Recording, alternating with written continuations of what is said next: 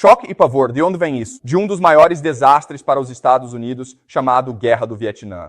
Então, de 1965 até 1973, houve uma guerra civil no Vietnã entre o norte do Vietnã, que era comunista, e o sul do Vietnã, que era basicamente um estado fantoche controlado pelos Eoan, certo? E os Estados Unidos enviaram soldados de 1965 a 1973 para proteger o Vietnã do Sul de insurgentes e rebeldes. E no auge dessa guerra, 3 milhões de soldados americanos tiveram que ser mobilizados, certo?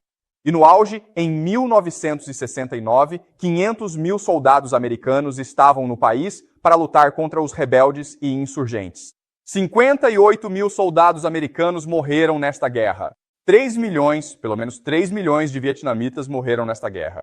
2 milhões deles eram civis inocentes, certo? Mais de 300 mil soldados americanos ficaram feridos, certo? Eles voltaram para casa sem pernas, sem braços e estavam traumatizados. E essa foi uma guerra extremamente controversa nos Estados Unidos porque eles estavam tentando lutar usando a doutrina militar padrão com forças em massa, certo? Então eles instituíram algo chamado de recrutamento obrigatório. Portanto, se você fosse um jovem americano, teria que ir lutar nessa guerra no Vietnã, mas não sabia por que tinha que ir lutar nessa guerra. E havia grandes chances de que você morresse ou perdesse uma parte do corpo nessa guerra. Por isso, ela se tornou extremamente impopular nos Estados Unidos. Outra coisa é que havia muitos jornalistas no Vietnã durante esse período e eles estavam relatando como os americanos estavam matando vietnamitas sem motivo. A história mais famosa é o massacre de My Lai, onde soldados americanos entraram em uma vila vietnamita e mataram todos lá. 300, 400 pessoas. Isso, na verdade, acontecia com frequência. Então, havia uma raiva e protestos generalizados nos Estados Unidos nessa época, o que acabou forçando os Estados Unidos a se retirarem em 1973. E os militares dos EUA ficaram muito irritados com essa guerra, porque o lance dos generais é que eles não gostam de perder guerra, certo? Quando eles entram em guerra, querem vencer a qualquer custo e sentiram que foram traídos pelo país. Eles estavam lutando arduamente para manter o Império Americano, para combater o comunismo, e isso estava trazendo riqueza, poder e prestígio para os Estados Unidos. Mas o povo americano, os políticos americanos, a República Democrática Americana se recusaram a fazer os sacrifícios necessários para manter esse império. E tantos generais americanos sentiram-se traídos pelo que aconteceu no Vietnã. Agora, há um incidente muito famoso durante essa guerra, chamado de Papéis do Pentágono, em 1971. Em 1971, um grupo de analistas americanos, que eram analistas militares trabalhando nas Forças Armadas, reuniu-se secretamente e tentou compor uma história secreta da Guerra do Vietnã. Guerra do Vietnã, e isso foi chamado de Papéis do Pentágono. Isso era para ser classificado como confidencial. Isso não era para ser lido pelo público. Mas um deles, Daniel Ellsberg, vazou para os jornais Washington Post e New York Times. E eles publicaram. E as pessoas ficaram revoltadas com os papéis do Pentágono. Porque o que os papéis do Pentágono diziam era, primeiro, que os Estados Unidos vinham lutando secretamente essa guerra há muito tempo. Ok, então muitos presidentes, incluindo Eisenhower, Kennedy e Lyndon Johnson, estavam expandindo essa guerra sem aprovação pública, sem aprovação do Congresso, certo? Então havia muita enganação. Essa é a primeira coisa. A segunda coisa é que os políticos, os presidentes, sabiam que essa guerra não era vencível. Você não podia vencer essa guerra, certo? E o motivo é que esses camponeses vietnamitas eram imbatíveis, porque o que eles estavam fazendo era... Eles cavavam túneis subterrâneos e quando os soldados americanos vinham, simplesmente saíam desses túneis, atiravam neles e depois desapareciam de volta nos túneis. Era como se eles pudessem nadar debaixo da terra. Eles não podiam ser derrotados. Outra coisa é que eles tinham um suprimento ilimitado de armas. E você pensa, espera aí, esses camponeses não têm armas e a resposta é que eles conseguiam essas armas de seus inimigos. Certo? Então, a primeira coisa é que esses soldados americanos, estavam na selva e carregavam mochilas cheias de munição, certo? e às vezes eles perdiam uma batalha ou fugiam pela selva. Porque é muito difícil carregar essas mochilas de munição, não é? Eles acabavam largando essa munição e adivinha só? Agora você está armando o inimigo, certo? Porque esses camponeses pegavam essa munição e usavam eles mesmos. Essa é a primeira coisa. A segunda coisa é que o exército americano, lançou mais bombas no Vietnã do que na Segunda Guerra Mundial inteira. Mais bombas foram lançadas no Vietnã do que na Segunda Guerra Mundial inteira. Isso faz sentido? E cerca de 20% dessas bombas não explodiram. E se elas não explodissem, o inimigo podia pegá-las e transformá-las em minas terrestres.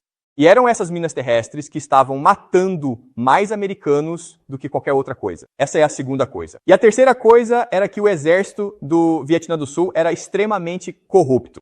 Então eles pegavam essas armas americanas e as vendiam para os rebeldes. Ok? Então a questão é, se você não consegue ver esse inimigo, está em todo lugar. Ele pode nadar sob a terra. E se você o abastece, então não importa quantas armas traga para o país, como vencer esta guerra.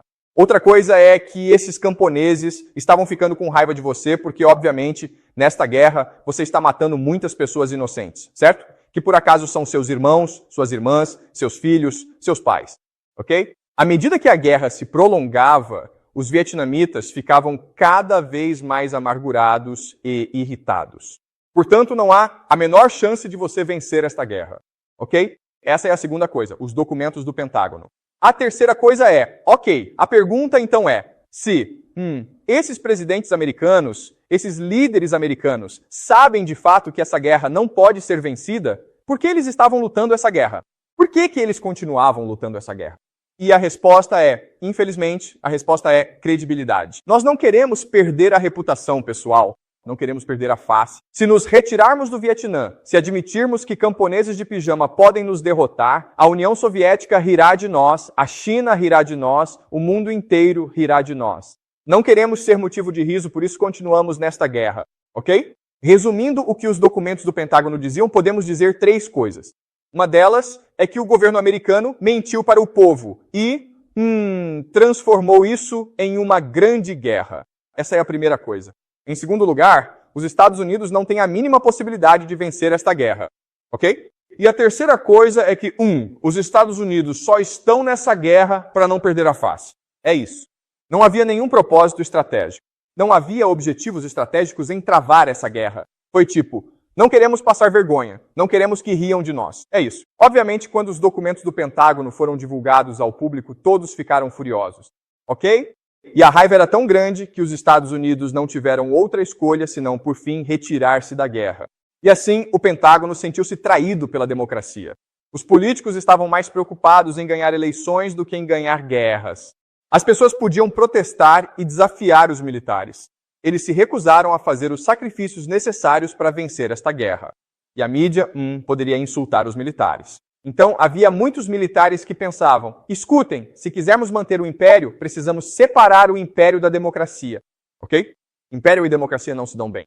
Se quisermos vencer uma guerra, nosso maior inimigo não é o inimigo em si, mas a democracia nos Estados Unidos.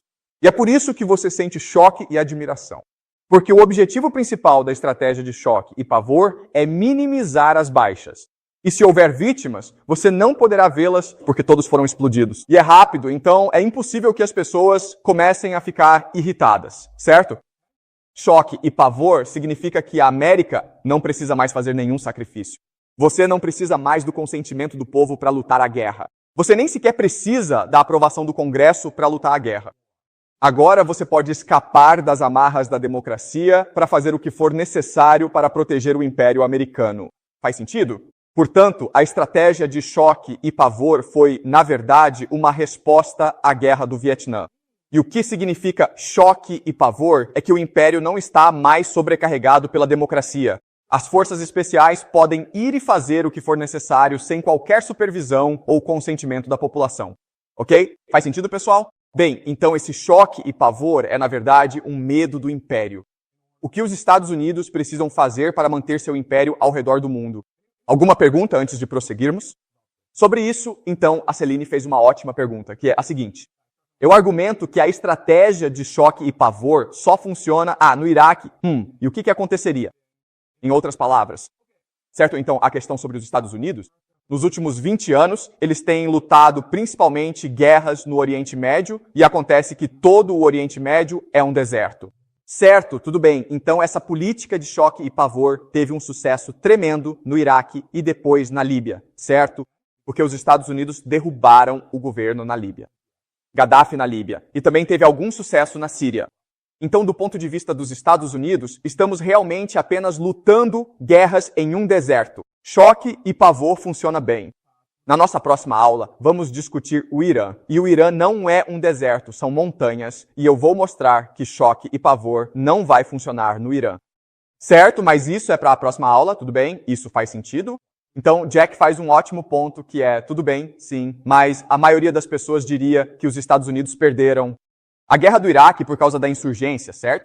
Então, esse é um ótimo ponto, certo? Você pode argumentar que os Estados Unidos, nos últimos 20 anos, perderam todas as guerras no Iraque e no Afeganistão porque não conseguiram controlar a insurgência, certo? Mas o problema com isso é que choque e pavor não foi criado para estabilizar países. Choque e pavor serve para derrubar e destruir países, entende?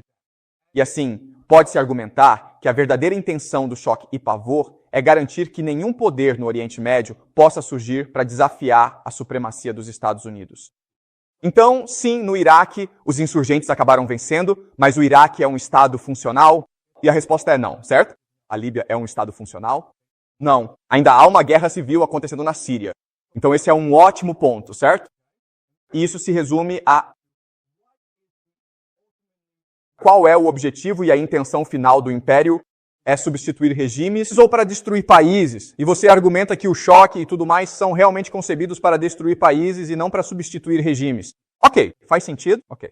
O importante é entender que uma das teorias por trás da invasão do Iraque era a de instaurar a democracia no país. Certo, mas o problema é que desde o início eles fizeram tudo errado. Ok. Em primeiro lugar, eles realmente não tinham soldados suficientes para manter a paz no país, então houve muitos saques. Então o país inteiro entrou em colapso. Em segundo lugar, durante a campanha aérea, os Estados Unidos destruíram toda a infraestrutura necessária para a sociedade, incluindo o abastecimento de água e a rede elétrica. Por que você faria isso se sua intenção era trazer a democracia para o país? A terceira coisa é que a primeira coisa que o governo americano fez quando assumiu o controle do Iraque foi algo chamado desmarcação, certo? Ou seja, se você trabalhava para o antigo governo, agora está sem emprego. Ei, exército iraquiano, vocês agora estão dissolvidos. E então a pergunta é, se o seu objetivo final é trazer democracia para o país, por que destruir toda a infraestrutura política do país? Por que você destruiria a capacidade do país de se autogovernar, de manter a ordem e de alimentar a população? Por que você faria isso? Então, pode-se argumentar que a verdadeira intenção não era trazer democracia ao Iraque, mas simplesmente destruir o Iraque para manter a supremacia americana. E também para dar uma lição aos outros. Não mexa conosco, senão vamos e destruímos você. Isso faz sentido? Mas isso é algo que vamos discutir mais adiante, em outra aula. Certo, agora vamos passar para o último tópico, que é a teoria do império. Então, essa não é a primeira teoria de império que os Estados Unidos tiveram. Na verdade, é a segunda teoria do império. A primeira teoria do império foi em 1991. Lembre-se de que, em 1991, os Estados Unidos lançaram um ataque contra Saddam Hussein, porque Saddam Hussein invadiu o Kuwait. Então, naquela época, em 1991, a União Soviética havia colapsado. Os Estados Unidos eram o único hegemon, eram a única potência e apresentaram uma nova teoria do império, de como os Estados Unidos iriam governar o mundo. Então, a primeira ideia são objetivos ou metas estratégicas limitadas. Por exemplo, em 2003, quando os Estados Unidos invadiram o Iraque, seus objetivos estratégicos eram praticamente inalcançáveis.